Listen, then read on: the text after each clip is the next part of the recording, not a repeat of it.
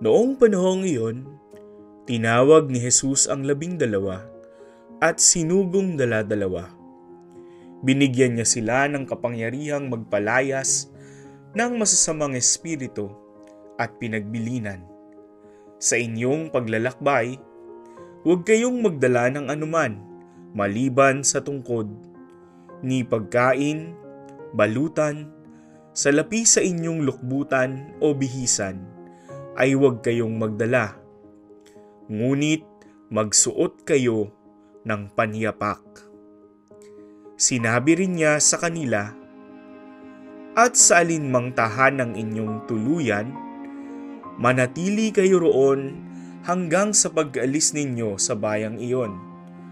Kung ayaw kayong tanggapin o pakinggan sa isang dako, umalis kayo roon at ipagpag ninyo ang alikabok ng inyong mga paa bilang babala sa mga taga roon. Kaya't humayo ang 12 at nangaral sa mga tao na pagsisihan nila at talikdan ang kanilang mga kasalanan. Pinalayas nila ang maraming demonyo sa mga inaalihan nito. Pinahiran nila ng langis at pinagaling ang maraming may sakit. Pangunahing gawain ni Hesukristo ang pagpapalayas sa masasamang espiritu at paghilom sa may sakit. Ang mga gawain ding ito ang tanda ng pagdating ng Mesiyas.